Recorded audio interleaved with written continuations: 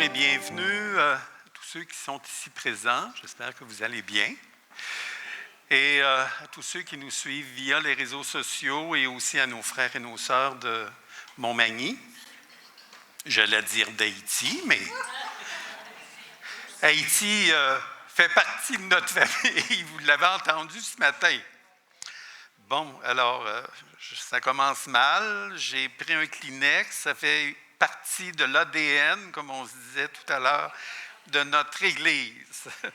Alors, on est le dimanche 21 juillet 2024 et on est toujours dans l'étude des perfections de Dieu, de ses attributs. Et c'est la 10e prédication sur le sujet. Et vous l'avez vu tout à l'heure, hein, le titre, c'est « La Seigneurie de Dieu et de Christ sur les rois et les seigneurs de la terre ». Puis, je remarquais ce matin que Christ soit le Seigneur de son Église, là, on est tellement imprégné de ça qu'on a de la difficulté à contenir. Il y avait beaucoup de chants qui parlaient de ça ce matin. Donc, la semaine dernière, on a regardé ensemble la Seigneurie de Dieu et de Christ sur tout l'univers.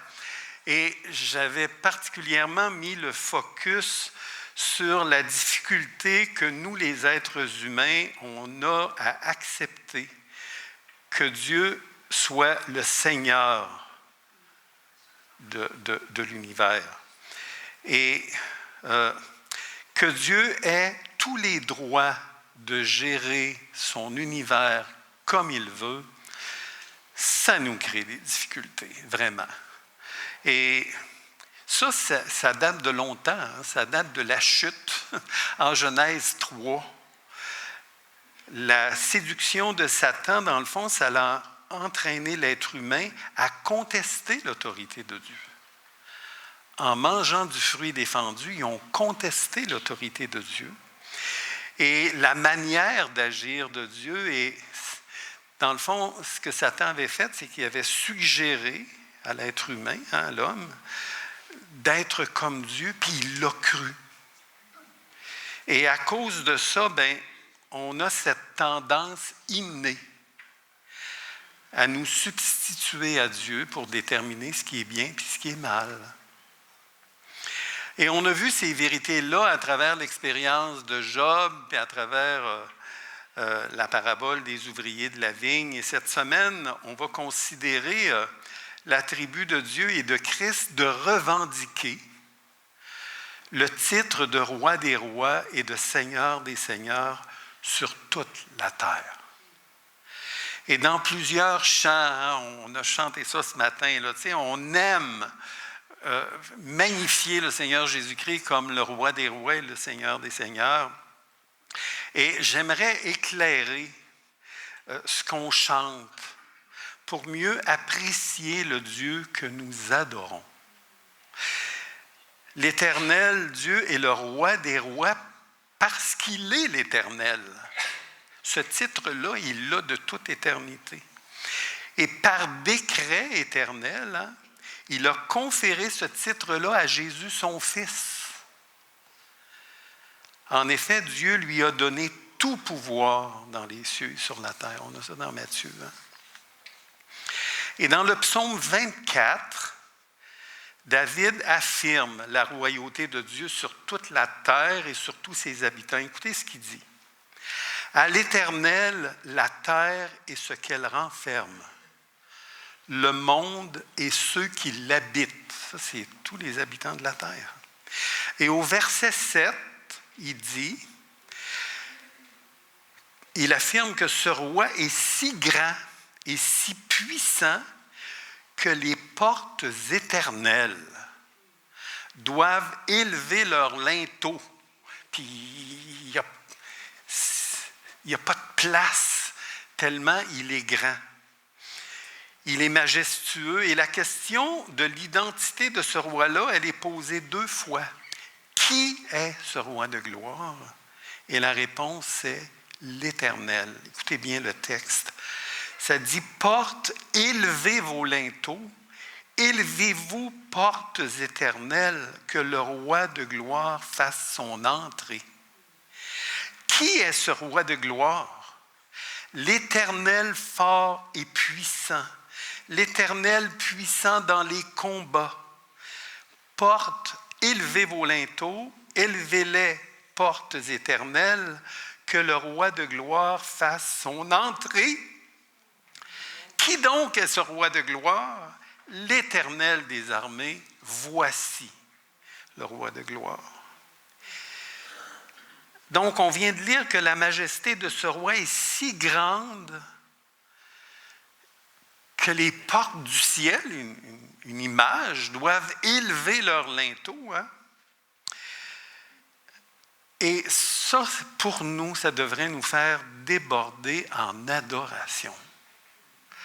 Les portes éternelles doivent être élevées tellement il est grand. Et c'est ce Dieu-là qui s'est sacrifié, qui a sacrifié son Fils pour que nous puissions être pardonnés de nos péchés, mais que nous partagions aussi sa gloire. C'est pas rien. Alors, on va prier. Alors, notre Père céleste, nous voulons nous incliner devant ta grandeur et ta majesté. Nous venons de lire que les linteaux des portes éternelles doivent être élevés tellement tu es majestueux. On l'a chanté ce matin. Majesté. Oui, notre Père, on ne peut juste pas s'imaginer ta splendeur. Mais on veut tout de même t'adorer de nous avoir inclus dans l'amour éternel que tu portes à ton Fils. Amen. Alors, Dieu, le Père et le Fils partagent ce titre de roi des rois. Mais on peut se demander qui sont ces rois au-dessus duquel Dieu règne. Dieu et son Fils règnent. C'est qui ces rois-là? Puis ces rois-là, c'est les rois de la terre que Dieu met en place pour accomplir son plan. Et à plusieurs endroits dans l'Ancien Testament, Dieu nous fait comprendre qu'il règne au-dessus de tout. Hein? On a chanté ce matin, suprême autorité. Il ne peut pas y avoir plus suprême que ça. C'est un mot fort. Et c'est lui qui met en place les rois de la terre. Et c'est particulièrement dans le livre de Daniel, parce qu'il y a des enseignements qu'on retrouve dans la parole de Dieu pour ça.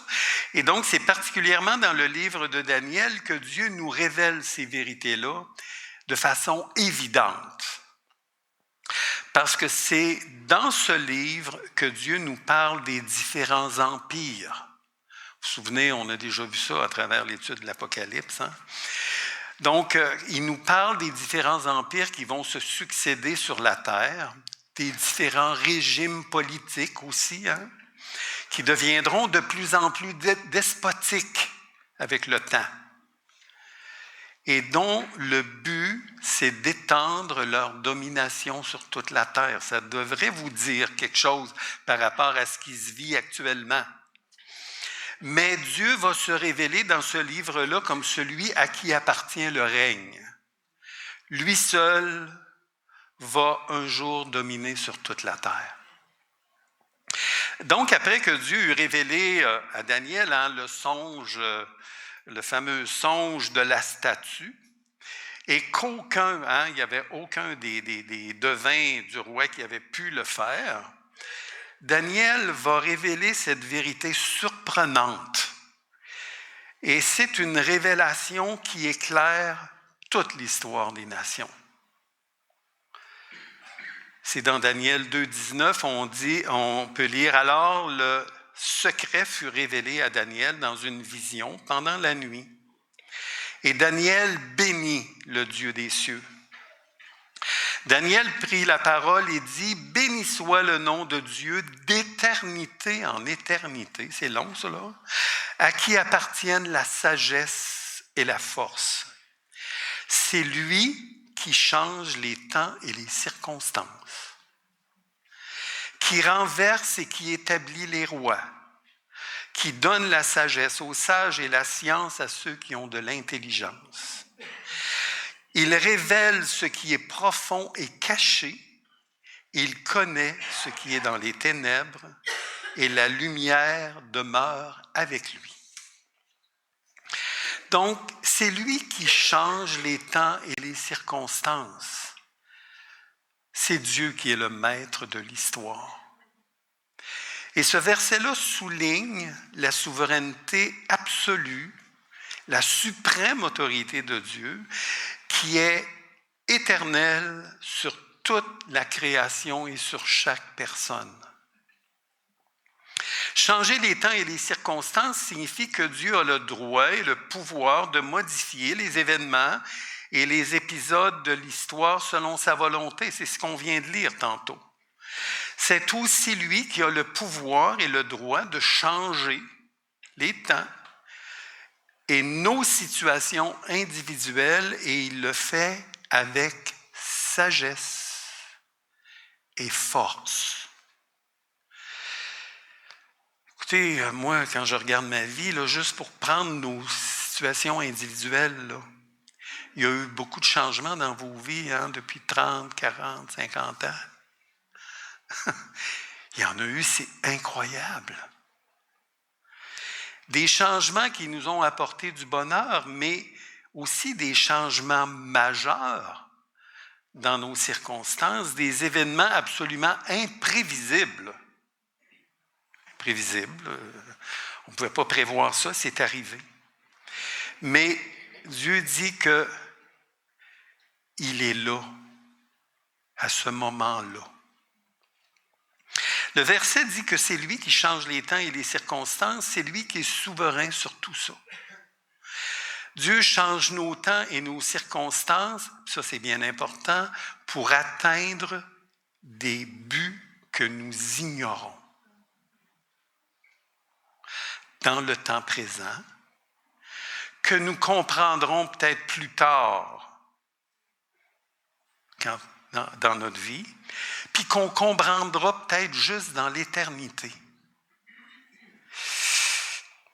Et Dieu accomplit tout cela sans jamais faire obstacle à notre liberté. Et là, je vous dis ça, là, puis dans le fond, je ne comprends pas comment Dieu peut faire ça. Mais c'est ce qu'il nous dit. Alors, dans le fond, il faut juste le croire. C'est lui qui renverse et qui établit les rois. Dieu est le roi des rois, il est le souverain, et les rois détiennent leur pouvoir de Dieu. C'est lui qui établit et qui les met en place, puis c'est lui qui les renverse puis qui les destitue. Puis, quand on a un certain âge puis qu'on regarde en arrière, on se rend compte qu'il y a eu beaucoup de régimes politiques qui se sont succédés. Et le verset dit que c'est lui qui fait ça. Jésus, le Fils de Dieu, a rappelé à Pilate, parce que Pilate, il a dit, sais-tu que moi j'ai le droit là, de te condamner? Là? Qu'est-ce que Jésus lui a répondu? Tu n'aurais sur moi aucun pouvoir s'il ne t'avait été donné d'en haut.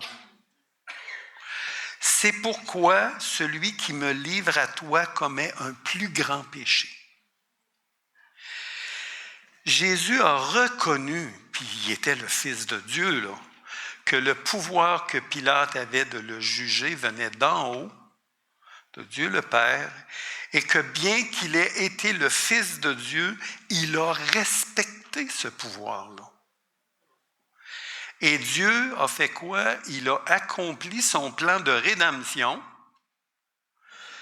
dans la décision injuste de Pilate qui l'a condamné. Mais Jésus, lui, a tout de même souligné, il a dit, il l'a prévenu, il lui a tout de même souligné que bien qu'il avait le pouvoir de le juger, Pilate commettait un grand péché en le condamnant, puis il l'a fait pareil. Dieu a accompli son plan à travers ce jugement injuste, et c'est ce qui avait été décrété, c'est ce que tout l'Ancien Testament prévoyait. Donc, ces versets de Daniel magnifient la puissance et la souveraineté de Dieu sur toutes choses, y compris les temps et les circonstances, les autorités humaines, et même en ce qui concerne la distribution de la sagesse et de la connaissance. Dieu dit qu'il est libre de donner de la sagesse, puis Daniel en a reçu beaucoup, et de la connaissance à qui il veut. Et malgré la confusion et l'incertitude du monde, là, avec toutes les guerres, puis tout ce qui se produit, tout est sous le contrôle de Dieu qui exerce ses jugements contre un monde qui le hait et qui est en guerre ouverte contre lui en violant ses commandements. Écoutez, les 2/3 de l'humanité actuellement sont idolâtres. Ou ils participent ouvertement en violant les lois de Dieu. Vous pensez que Dieu laisse faire ces choses-là? Non. Et le psaume 2, vous pourrez aller le lire, là, il affirme de façon claire que Dieu règne au-dessus de ce tumulte-là. Vous trouvez qu'il y a du tumulte? Dieu règne. Dans le psaume 2, il dit qu'il règne au-dessus de ce tumulte-là et que même il rit des plans que les hommes font, des plans absurdes que les hommes font. Vous trouvez que il se passe des plans absurdes? Bien, la Bible le dit. Donc, Nebuchadnezzar a tellement été impressionné par la révélation du songe. Et regardez bien, c'est un roi païen là, qui dit ça. Là. Le roi adressa la parole à Daniel et dit « En vérité, votre Dieu est le Dieu des dieux, le Seigneur des rois. Il est au-dessus de tout. Et il révèle les secrets puisqu'il a pu découvrir ce secret. » Mais Nebuchadnezzar, parce que Daniel lui avait dit dans l'interprétation de la statue qu'il était la tête d'or. Je pense que ça y a enflé la tête pas mal. Alors, qu'est-ce qu'il a fait? Il s'est fait construire une statue d'or. Puis il a demandé à tout le monde de l'adorer. Et Daniel et ses compagnons-là, ils ont dit non. Ils ont résisté à cet ordre-là. Et le roi a demandé qu'on les jette dans la fournaise ardente. Ils ont été jetés dans la fournaise ardente. Mais il ne s'est rien passé. Le Fils de Dieu était avec eux. Dieu a le pouvoir d'élever, il avait élevé Nebuchadnezzar, mais il a aussi le pouvoir de les abaisser. Puis c'est ce qu'il a fait. Dieu a fait connaître sa décision au roi dans un nouveau songe, le songe du grand arbre qui couvrait toute la terre. Et c'est le songe, dans ce songe-là, qui remplissait toute la terre, et Dieu a fait dire par Daniel au roi que l'arbre, c'était lui, puis qu'il serait abattu. Il me semble que je me mets à la place de Daniel qui dit, écoute, le roi, là, le grand arbre, c'est toi, puis tu vas être abattu. Là. Bon. Et Dieu a décrété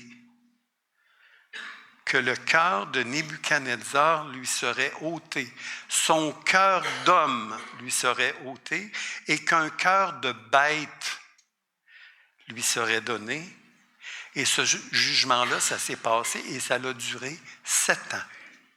Nebuchadnezzar, Dieu l'a envoyé brouter avec les animaux pendant 7 ans.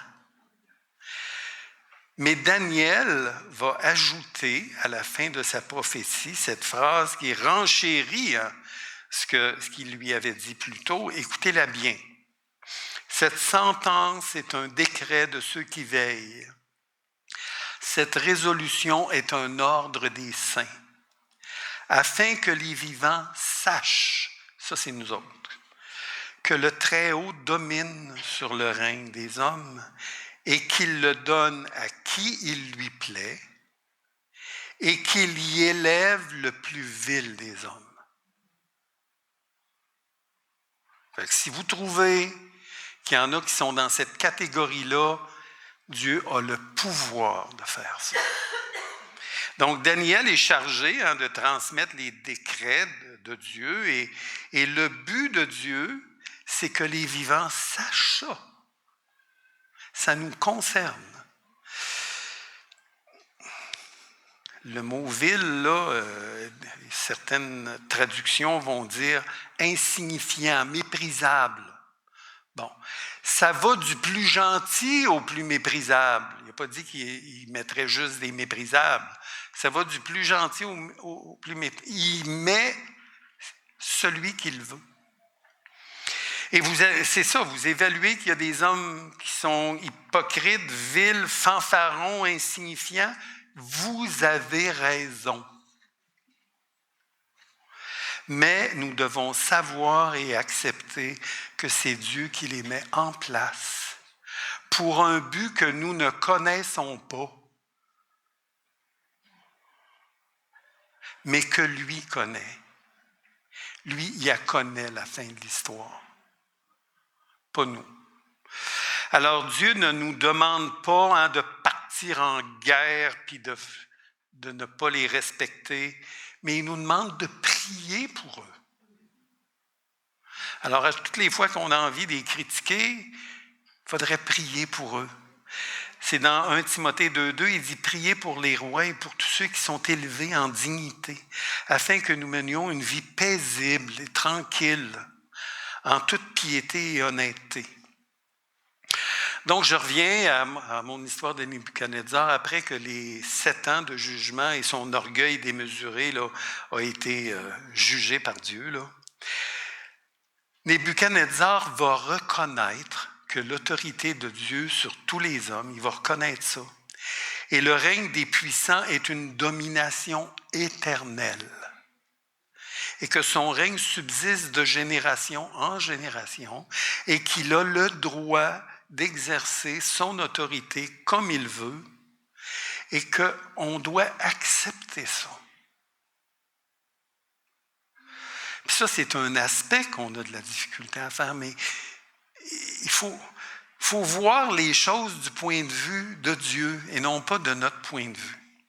Donc, dans Daniel 4,34, ça dit, après le temps marqué, moi, Nebuchadnezzar, je levai les yeux vers le ciel, et là, la raison me revint. Là, il est revenu comme un homme. Et il dit, j'ai béni le Très-Haut, j'ai loué et glorifié celui qui vit éternellement, celui dont la domination est une domination éternelle et dont le règne subsiste de génération en génération. Tous les habitants de la terre ne sont à ses yeux que néant. Il agit comme il lui plaît avec l'armée des cieux et avec les habitants de la terre, et il n'y a personne qui résiste à sa main et qui lui dise « Qu'est-ce que tu es en train de faire, toi, là? » Il n'y a personne d'assez qualifié pour demander des comptes à Dieu sur sa gestion de son univers. Et le livre de Daniel, qui nous présente le règne et la succession des grands empires qui se succéderont sur la terre, c'est notre modèle de compréhension de tout ce à quoi nous assistons actuellement dans le jeu des alliances des peuples pour établir leur domination. Il faut le regarder de ce point de vue-là. Dieu demeure celui qui règne, il est le maître de l'histoire, qui change les temps et les circonstances des peuples et des personnes et qui accomplit tout ça. Puis c'est toujours souligné avec sagesse. Pour nous qui croyons que Dieu est le maître de l'univers et des circonstances, et que ça, pour nous, c'est la vérité, là, nous devons nous élever au-dessus de ce que nous comprenons de notre point de vue. On doit s'élever au-dessus de ça. Et voir les choses dans la perspective où Dieu nous demande de les regarder. Le fait que Dieu domine sur le règne des rois devrait aussi nous remplir de paix et de confiance. Malgré toutes les apparences et le chaos, Dieu est au contrôle de leur règne. Puis quand il décide qu'il tombe, il tombe. Et souvent, quand je lis les brochures là, ou les communications de porte ouverte, puis du fil rouge et tout ça, je me rends compte que les chrétiens persécutés voient les choses comme Dieu les voit. Et c'est ça qui leur permet de tenir bon. Parce qu'autrement, c'est tellement décourageant. Et j'aimerais vous citer le psaume 46. 46 au verset 8. Il dit « Venez contempler les œuvres de l'Éternel, les ravages qu'il a opérés sur la terre. C'est lui qui a fait cesser les combats jusqu'au bout de la terre. Il a brisé l'arc, il a rompu la lance, il a consumé par le feu les chars de guerre. » Puis là, il dit « Arrêtez et sachez que je suis Dieu. Je domine sur les nations, je domine sur la terre. L'Éternel des armées est avec nous, le Dieu de Jacob est pour nous une haute retraite. » Je vais vous dire ce verset-là en québécois. Ça dit « Allez-vous bien arrêter de vous casser la tête? »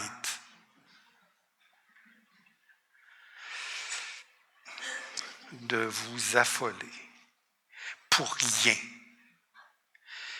Même si tout autour de vous s'ébranle et que le chaos s'agite, je suis l'Éternel Dieu qui commande aux armées célestes.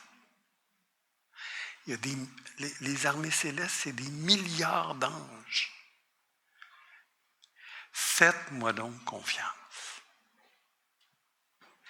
C'est moi qui ai la domination sur toutes les nations, je domine sur la terre entière. Allez-vous vous mettre ça dans la tête? C'est ça qu'il nous dit. Puis il se passe toutes sortes de choses dans le monde, hein? Mais quand Dieu va décider de briser l'arc, ça va arrêter. Faisons-lui confiance. Dieu est non seulement le roi des rois, c'est ce qu'on vient de voir, mais il est aussi le Seigneur des seigneurs. Puis c'est quoi la différence, là? Puis on les retrouve souvent ensemble. Hein? Bon, en tant que roi, Dieu règne sur les rois, mais en tant que Seigneur, il est souverain sur tous ceux à qui il a donné de l'autorité sur la terre. Non seulement les rois, mais à toute personne à qui il a confié des rôles d'autorité. C'est ça, hein? Roi des rois, Seigneur des seigneurs, il y a vraiment une complémentarité là-dedans. Et ça apparaît à plusieurs endroits dans les Écritures. Et Serge nous en a lu ce matin. La première mention, c'est dans Deutéronome. « Car l'Éternel, votre Dieu, est le Dieu des dieux. » Vos petits dieux, là. Non, moi je règne au-dessus de ça. Le Seigneur des seigneurs, le Dieu grand et puissant et redoutable, qui ne fait point exception de personne, et regardez bien, et qui ne reçoit point de présent. Dieu dit, moi je règne sur tout ce monde-là, puis je suis incorruptible. Il n'y a personne, il n'y a aucun présent qui peut me faire changer d'idée. Je suis incorruptible, pas de favoritisme. Par contre, écoutez bien ce que l'Écriture dit aussi, qu'en tant que Seigneur des Seigneurs, sa miséricorde dure à toujours. Et Serge nous en a lu, mais louez le Seigneur des Seigneurs, car sa miséricorde dure à toujours. Dieu, en tant qu'il est le Seigneur des Seigneurs, selon des critères connus de lui seul. C'est des critères cachés, il ne nous les a pas dit. Savez-vous pourquoi Dieu vous a fait miséricorde? Vous ne le savez pas. Mais il l'a fait. Et l'Épître aux Romains appuie ça, que 9,15, ça dit, car il dit à Moïse, je ferai miséricorde à qui je fais miséricorde, et compassion à qui j'ai compassion. Étant le Seigneur des Seigneurs, Dieu est au-dessus de toutes les autorités qu'il a mises en place, les autorités civiles, les autorités dans son Église. D'ailleurs, la prochaine prédication, ça va être qu'il est le Seigneur de son Église. Comment il fait ça? Dans la famille, il y a un ordre d'autorité dans la famille. Dans le monde du travail, la même chose. Et toutes les épîtres nous parlent de ça. Bon. Les autorités civiles y ont été instituées par Dieu dans l'alliance que Dieu a faite avec Noé. Ça date d'un bon bout de temps. Dans laquelle il chargeait des hommes d'exercer la justice sur la terre. En son nom. En son nom. Fait que tu as besoin d'exercer ça comme selon mes critères. Et l'apôtre Paul et Pierre réfèrent à cette alliance-là dans leurs lettres quand ils disent « Soyez soumis à cause du Seigneur, à toute autorité établie parmi les hommes, soit au roi comme souverain, soit au gouverneur comme envoyé par lui pour punir les malfaiteurs et pour approuver les gens de bien, car c'est la volonté de Dieu qu'en pratiquant le bien, vous réduisiez au silence les hommes ignorants et insensés. » Quand on agit bien, ça parle. Et l'apôtre Paul, dans l'Épître aux chrétiens de Rome, les chrétiens de Rome, là, à ce moment-là, c'était Néron qui était là, puis il n'était pas reposant, Néron. C'est le pire des tyrans qui a régné sur le monde, et en particulier dans le traitement qui réservait pour les chrétiens là, dans l'arène. Là, c'était vraiment dur, là, les combats contre les lions. Là. Et écoutez bien ce qu'il dit, que toute personne soit soumise aux autorités supérieures. C'est un fou qui est là. Il dit ça. Que toute personne soit soumise aux autorités supérieures, car il n'y a point d'autorité qui ne viennent de Dieu. Et les autorités qui existent ont été instituées de Dieu. C'est pourquoi celui qui s'oppose à l'autorité résiste à l'ordre que Dieu a établi. Et ceux qui résistent attireront une condamnation sur eux-mêmes. Donc, le texte nous dit que toute personne doit être soumise aux autorités que Dieu a mises en place, puis que résister aux autorités, puis là, je vais dire quelque chose de très important. Résister aux autorités dans leur champ de compétence, c'est résister à Dieu. Donc, les autorités civiles ont été mandatées pour administrer la justice, pour faire régner l'ordre dans la société, pour administrer les différents ministères. D'ailleurs, on dit des ministères de protection pour le bien-être des citoyens. Ils ont été mandatés pour ça. Imaginez-vous juste 15 jours où toute loi civile est abrogée. Ce serait effrayant. Plus de police, plus de signaux au coin des... Ce serait le chaos. Donc, les autorités civiles, dans leur champ de compétences, ils ont été établis pour ça. Et dans cette même lettre-là, il dit que le magistrat est serviteur de Dieu pour ton bien. Serviteur de Dieu pour exercer la vengeance et punir celui qui fait mal.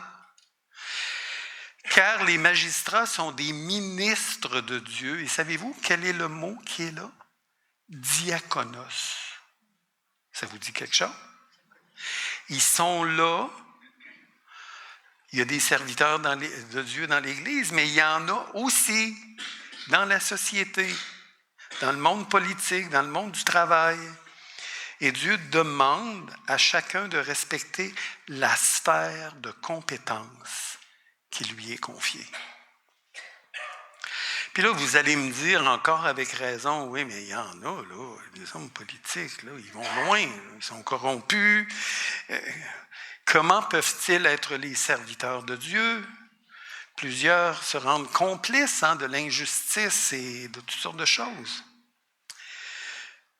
Puis je vous dirais que même corrompus, ils n'en sont pas moins des personnes au service de Dieu. Et Dieu a le pouvoir, on l'a lu tantôt, de confier des responsabilités aux plus vils des hommes. Il y en a qui sont parfaits, là. Mais il y en a qui sont moyens. Puis moyen, à nos yeux. Mais il les a mis en place et lui, il connaît les motifs pour lesquels ils sont là. Et savez-vous quoi? Dieu va les juger. Dieu va les juger selon ce qu'ils auront fait comme ministres de Dieu. Puis ils n'échapperont pas à la colère de Dieu, là. Parce qu'il est écrit « À moi la vengeance, à moi la rétribution ». Ils vont, écoutez bien, ils vont recevoir les punitions selon leurs mauvaises actions. Puis ça va être terrible pour eux. Ils vont recevoir comme punition ce qu'ils vont avoir fait subir aux autres comme injustice. Je ne veux pas être à leur place. Colossiens en dit que celui qui agit injustement recevra selon son injustice. Puis il n'y a pas d'acception de personne. Ils vont recevoir ce qu'ils auront fait, selon ce qu'ils auront fait. Puis là, je vous ai dit quelque chose de gros tout à l'heure, là, mais les autorités n'en sont pas moins des personnes au service de Dieu, établies par Dieu. Et les Écritures enseignent, puis ça c'est important, que les Écritures enseignent à la fois l'obéissance aux autorités civiles qui ont été instituées pour maintenir l'ordre, et elles enseignent aussi l'obéissance aux ordonnances divines. On a les deux. Alors, comment concilier tout cela avec ce que Dieu nous demande en tant que chrétiens? Puis l'exemple de Daniel, puis l'exemple de Pierre, puis l'exemple de Paul, c'est pour nous, là, c'est vraiment les exemples à suivre. Daniel qui a été celui qui a déclaré que c'est Dieu qui élève et qui abaisse les rois, est toujours demeuré respectueux envers ce roi-là, puis envers ces rois-là, parce qu'il a été là pendant 3 règnes de rois. Parce qu'il savait que ces rois avaient été établis par Dieu. Daniel, quand il s'adresse à eux, il dit toujours « au roi ». Ce qui signifie, c'était la formule respectueuse pour s'adresser au roi à ce moment-là. Il est resté soumis jusqu'à quand? Jusqu'au jour où le roi a exigé qu'ils adorent un autre Dieu. Là, Daniel il a dit non, non, non, non. Daniel savait qu'à ce moment-là, le roi outrepassait ses pouvoirs. le pouvoir civil n'a pas à intervenir dans la sphère religieuse et forcer les croyants à être idolâtres. Là, c'est de ça qu'on parle. Écoutez, leur réponse, même dans leur refus, là, Daniel et ses compagnons sont demeurés respectueux, jamais arrogants. Écoutez, alors Daniel, il dit, voici, notre Dieu que nous servons peut nous délivrer de la fournaise ardente et peut nous délivrer de la prison. Ça se voit encore aujourd'hui. Là.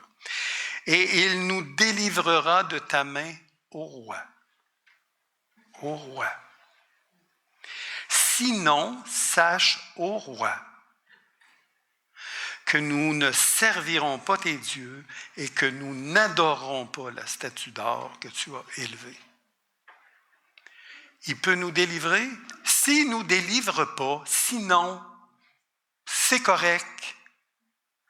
Daniel et ses compagnons savaient que Dieu avait la puissance de les délivrer, mais que s'il ne les délivrait pas, ils étaient prêts à en subir les conséquences.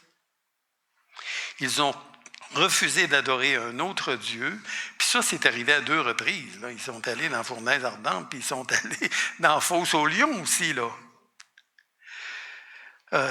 Et savez-vous quoi? Ça, c'est vraiment surprenant. Le roi les a félicités. Écoutez bien. Nebuchadnezzar prit la parole et dit, c'est un roi païen qui parle, « Béni soit le Dieu de Sadrach, Méchach et Abed-Négo, lequel a envoyé son ange et délivré ses serviteurs qui ont eu confiance en lui, écoutez bien, et qui ont violé l'ordre du roi. » Il les a félicités d'avoir violé l'ordre qu'il leur avait imposé d'adorer la statue. Et ça, là, les chrétiens ont le devoir de violer l'ordre d'un roi qui leur demande d'être idolâtres. Et c'est ce que vivent les chrétiens persécutés. Maintenant, il y a d'autres motifs pour de désobéir à des ordres contraires à notre foi qui ont été donnés dans le Nouveau Testament. En tant que chrétiens, on a reçu l'ordre de répandre l'Évangile. Et si des autorités civiles nous empêchent de le faire, nous devons leur répondre ce que les apôtres ont répondu. Il ne dit pas, là, commencez à vous obstiner avec, là, puis soyez... Non. Répondez ça. Et le ça, c'est juger s'il est juste, devant Dieu, de vous obéir plutôt qu'à Dieu. Il faut mettre Dieu dans l'équation. Pierre et les apôtres répondirent, « Il faut obéir à Dieu plutôt qu'aux hommes. » Et ça ici, là, c'est en rapport avec le devoir d'annoncer l'Évangile. Pas par rapport à tout, là. Par rapport à ce qui est clair, répandre l'Évangile. La journée où on nous interdira de nous réunir et de prêcher l'Évangile, il faudra répondre ça. Il faudra répondre ça et vivre avec les conséquences. Donc, si les autorités civiles qui sont pourtant instituées par Dieu exigent des chrétiens sur un plan personnel ou collectif d'être idolâtres, de renier leur foi, de faire des choses contraires à leur foi, tuer, violer, voler, de ne pas répandre l'Évangile, de ne pas posséder une Bible, ils ont le devoir d'obéir à Dieu en sachant qu'ils devront accepter les conséquences de leur désobéissance. Et c'est ça que vivent nos frères et sœurs qui sont persécutés. Avoir une Bible là, en Corée du Nord, là, c'est pas gagnant pour un chrétien. Mais si je veux avoir une Bible, il faut que je sois prêt à vivre avec les conséquences. Donc, Dieu, par les Écritures, ordonne la soumission aux autorités en autant que celles-ci demeurent, et je le répète, dans les limites du mandat que Dieu leur a confié. Si les autorités civiles violent les lois et les ordonnances divines, les chrétiens ont le devoir de faire connaître leur position tout en sachant qu'ils peuvent être objet de représailles. Si les autorités civiles exigent des chrétiens de faire des choses contraires à leur conscience aussi, là, ils ont la possibilité, en tout respect, de ne pas leur obéir et de faire connaître pacifiquement leurs objections en sachant que des sanctions peuvent être prises contre eux. Par motif de conscience ou par conviction. On a vécu ça il y a 3 ans. Là. Des chrétiens ou même des non-chrétiens peuvent faire des choix contraires. Il n'est pas question d'adorer des idoles ici, puis il n'est pas question de ne pas répandre l'Évangile. Donc, peuvent faire des choix contraires à ce que demandent les autorités civiles, en autant que cette décision demeure un choix personnel qui n'engage que leur propre personne. Est-ce que je me fais bien comprendre? Et dans Romains 14, 22, ça dit « Garde tes convictions pour toi-même devant Dieu. » Donc, les Écritures nous demandent d'honorer les autorités, mais cela ne signifie pas qu'on est toujours en accord avec ce qu'ils font. Nous avons la responsabilité, en tant que chrétiens et citoyens, de pacifiquement faire valoir la justice, et on le fait à plusieurs occasions, et de laisser à Dieu le soin d'exécuter sa volonté, parce que c'est lui qui, ultimement, est souverain sur les affaires du monde. Si nous faisons valoir nos convictions avec violence, avec agressivité, avec mépris auprès des autorités que Dieu a mises en place, nous nous rendons coupables devant Dieu aussi, parce que ce n'est pas ce qu'il nous demande. La colère de l'homme, là, elle n'accomplit jamais la justice de Dieu. Et dans Romains, ça dit en 12, 19, « Ne vous vengez point vous-même, bien-aimés, mais laissez agir la colère. » Reposez-vous, là. Laissez agir la colère. Puis il dit, « À moi la vengeance, à moi la rétribution, dit le Seigneur. » Lui, il va s'en occuper. C'est la raison pour laquelle les chrétiens doivent prier pour leurs dirigeants et demander à Dieu d'intervenir en son temps et de la manière qu'il a décidé. Toujours 1 Timothée 2, 1 dit, je recommande en tout premier lieu que l'on adresse à Dieu des demandes, des prières, des supplications et des remerciements pour tous les hommes, que l'on prie pour les rois et pour tous ceux qui sont au pouvoir, afin que nous puissions mener à l'abri de toute violence et dans la paix, une vie qui exprime dans tous ses aspects notre attachement à Dieu et qui commande le respect. Il y a d'autres mentions, on les a passées pas mal toutes là. Les autres affirmations que Christ est le roi des rois et le Seigneur des seigneurs ont un rapport avec le moment où Dieu va manifester à la terre entière que son Fils est le seul à pouvoir revendiquer ses titres et qu'il a autorité sur tous les rois de la terre. Et dans 1 Timothée, ça dit que Dieu un jour va manifester en son temps le bienheureux et seul souverain, le roi des rois et le Seigneur des seigneurs. Et on sait que c'est Christ. Et l'apogée de la vengeance de Dieu, ce sera lorsque le Seigneur va combattre contre l'Antéchrist, qui aura sa puissance, puis on sait qu'il va recevoir sa puissance de Satan lui-même, et à qui les rois de la terre auront remis leur autorité. Ça, c'est à la fin de la seconde moitié de la tribulation. Ils vont s'allier pour combattre contre l'agneau, mais l'agneau les vaincra. Jésus manifestera ainsi qu'il est le grand roi et le grand Seigneur de tout. Écoutez bien ce passage de l'Apocalypse, ça dit qu'ils combattront Antéchrist et tous les rois de la terre. Ils combattront contre l'agneau et l'agneau les vaincra parce qu'il est le Seigneur des seigneurs et le roi des rois, et les appelés, les élus et les fidèles qui sont avec lui les vaincront aussi.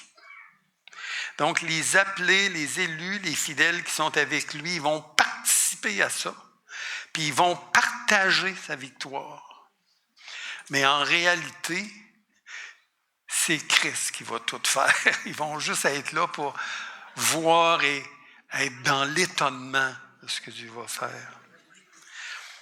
Et la dernière mention que Christ est le roi des rois et le Seigneur des seigneurs, ça se trouve dans Apocalypse 19, au verset 11 à 16. Et ça, c'est lors de sa seconde venue. Christ va combattre et juger toutes les nations du monde rassemblées contre lui. Là, tout ce qui reste parmi les nations vont vouloir combattre contre lui. Et voici ce qui est dit. Puis je vis le ciel ouvert, et voici parut un cheval blanc. Celui qui le montait s'appelle fidèle et véritable. Il juge et combat avec justice. Il ne se laisse pas avoir, lui, par les apparences. Ses yeux étaient comme une flamme de feu. Quand il est dans sa fonction de juge ici, là. Il voit tous les motifs cachés qui sont partout, là. Ses yeux étaient comme une flamme de feu. Sur sa tête étaient plusieurs diadèmes. Il avait un nom écrit que personne ne connaît si ce n'est lui-même. Et il était revêtu d'un vêtement teint de sang.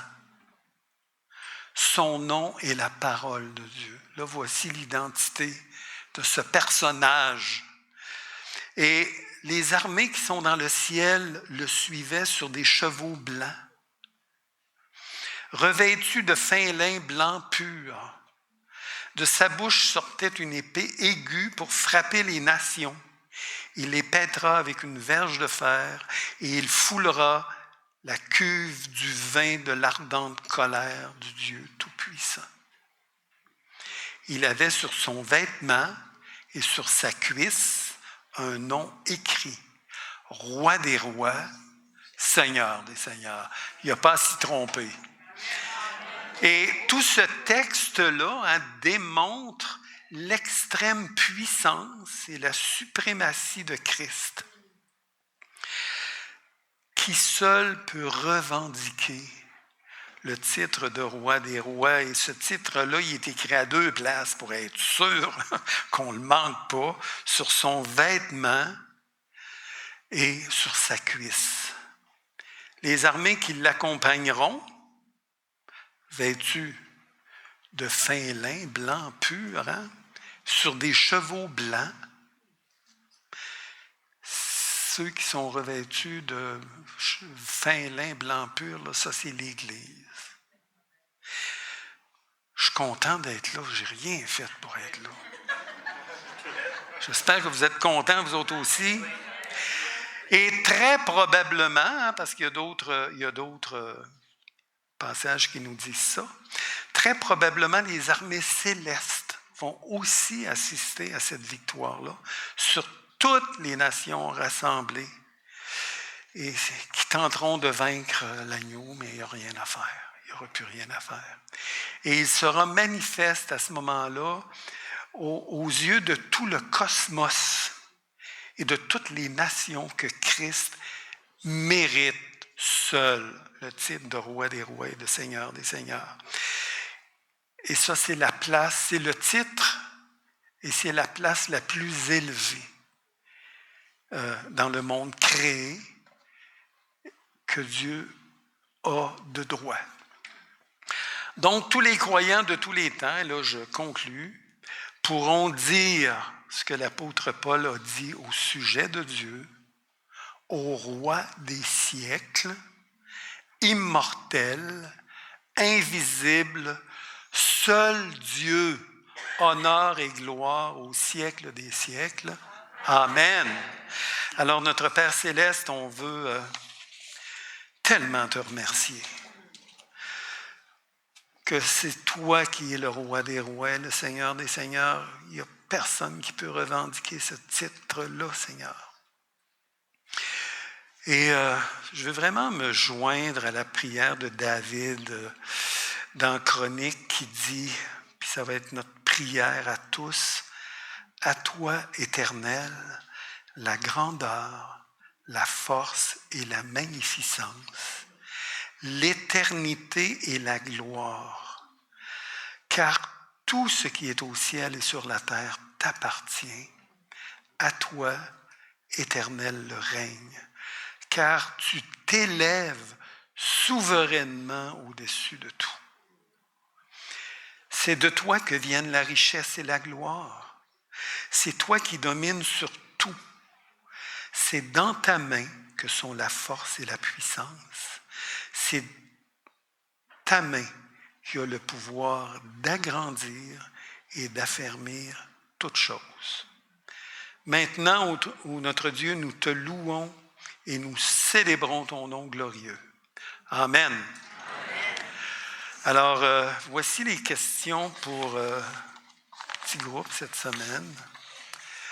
Je vous réfère à Jean 19 qui dit « Jésus répondit, tu n'aurais sur moi aucun droit, aucun pouvoir s'il ne t'avait été donné d'en haut. » Jésus a reconnu que le pouvoir que Pilate avait de le juger venait d'en haut, de Dieu le Père, et bien qu'il ait été le Fils de Dieu, il a respecté ce pouvoir-là et il a accompli ainsi son plan dans la décision que Pilate a rendue de condamner Jésus.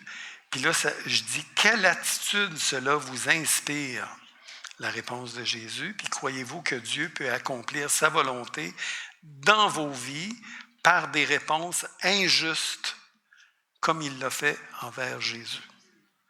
Deuxième, discuter de la foi et de la détermination de Daniel et de ses compagnons dans leur réponse au roi. Puis quelle application en faites-vous pour vous-même? Il n'y a rien qui dit qu'on ne vous vivra pas des choses comme ça. Rien, absolument rien. 3, comment concilier l'obéissance aux autorités civiles qui ont été instituées par Dieu pour maintenir l'ordre social et l'obéissance aux lois divines auxquelles Dieu nous demande aux chrétiens d'obéir, en particulier lorsqu'il s'agit de répandre l'Évangile et de faire des choses contraires aux vérités de la foi. Quelle réponse donnent les Écritures? Alors, bonne semaine, mes frères et sœurs. Seigneur vous bénisse.